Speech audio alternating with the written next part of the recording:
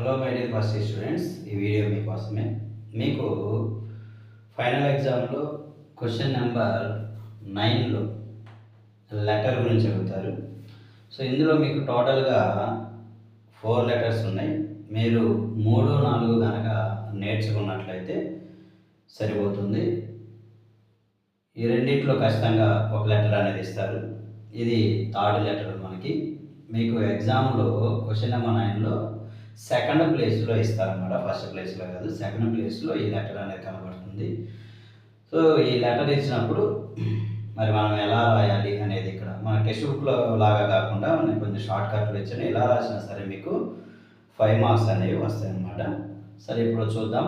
Letter వచ్చేసరికి మనకి జ్వరాంతస్య విరామగ్రహణాయ అభ్యర్థన పత్రం అని ఇస్తారన్నమాట.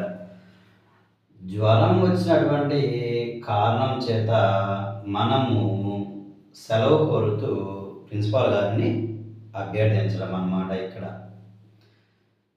జ్వరార్థస్య విరామగ్రహణాయ అభ్యర్థన పత్రం క్లియర్ కనబడుతుంది, జ్వరార్థస్య అని. అప్పుడు మనం జ్వరం గురించి రాయాలన్నమాట.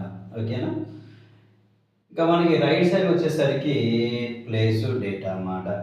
మనం కడప సింపుల్, ఎటువంటి తప్పులు లేకుండా ఈ 3 అక్షరాలు రాసుకుంటే ఈజీ ఉంటుంది. కడప. దినాంక అని మనం సాంస్క్రిట్లోనే రాయాలి, తెలుగులో రాయకూడదు, ఇంగ్లీష్లో రాయకూడదు. డేట్ కూడా నార్మల్ డేట్ కాకుండా సాంస్క్రిట్లో ఇలా ఇచ్చుకోవాలన్నమాట. ఒక డేట్ ఫిక్స్ అయిపోవాలి. ఫైనల్ ఎగ్జామ్ డేట్ ముందుగానే తెలుసుకొని కాలేజీలో అదే మీరు ప్రాక్టీస్ చేస్తూ ఉండాలి. సో రైట్ సైడ్ మనకి కడప దినాంక. దినాంక అంటే డేట్ అన్నమాట. తర్వాత మనకి లెఫ్ట్ సైడ్న ఆ 2 లైన్ల కింద రాయాలి ఇక్కడ. మరి మనకి లెటర్లో ఇక్కడ వచ్చేసరికి ఇంగ్లీష్లో లాగా మనకి కామాస్, పులి స్టాప్లు ఇవన్నీ ఎక్కువగా వాటిని పట్టించుకొని వాటిని బేస్ చేసుకొని మార్క్స్ ఏమి ఎవరు నార్మల్గానే ఉంటుంది అన్నమాట. ఇది వచ్చేసరికి సవిధే. సవిధే అంటే మిక్కిలి విధేయతతో. తర్వాత మనకి ప్రాంశుపాలః అనగా ప్రిన్సిపాల్ గారికి. ప్రభుత్వ జూనియర్ కళాశాల ఆర్ ప్రైవేట్ జూనియర్ కళాశాల ఏదైనా రాసుకోవచ్చు ఇక్కడ. తర్వాత వచ్చేసరికి మనకి మళ్ళా కడప. దీని కింద మనకి మాన్యాహ అని రాయాలి, గౌరవనీయులైనటువంటి అర్థంలో ఇక్కడ రాయాలి. తర్వాత మనకి విషయః. విషయం వచ్చేసరికి విరామగ్రహణాయ అభ్యర్థనం. మనం ఇక్కడి నుంచి తీసుకున్నాం, విరామగ్రహణాయ అభ్యర్థనం. మన టెక్స్ట్ బుక్లో అయితే విరామస్య కృతే అభ్యర్థనం ఉంటుంది. ఒక్కసారి గుర్తుండొచ్చు, గుర్తుండకపోవచ్చు. కాబట్టి మనము వాళ్ళు ఇచ్చినటువంటి క్వశ్చన్లో నుంచి విరామగ్రహణాయ అభ్యర్థనం అని చెప్పేసి తీసుకుంటే సరిపోతుంది, తప్పేమీ కాదు. దీన్ని కొత్తగా చదవాల్సిన అవసరం లేదు. అయితే విషయ అని ముందు యాడ్ చేయాలి, విరామగ్రహణాయ అభ్యర్థనం.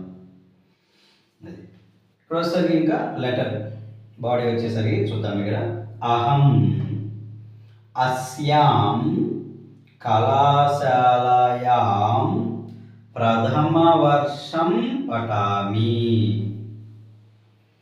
అహం నేను, అస్యాం కళాశాలాయాం ఈ కళాశాలలో లేదా ఈ కాలేజీలో, ప్రథమ వర్షం ప్రథమ సంవత్సరం అని రాయొచ్చు, ప్రథమ వర్షం అని రాయొచ్చు. పఠామి చదువుతున్నాను. అహం నేను, జ్వరేణ జ్వరము చేత, పీడితో భవామి పీడించబడుతున్నాను. తర్వాత మనకి ఒకవేళ గీత ఉంటే పులిస్టాప్ అన్నమాట. అతః అందువలన, కృపయా దయతో, దినత్రయం 3 రోజులు. అతః కృపయా దినత్రయం అందువలన దయతో 3 రోజులు.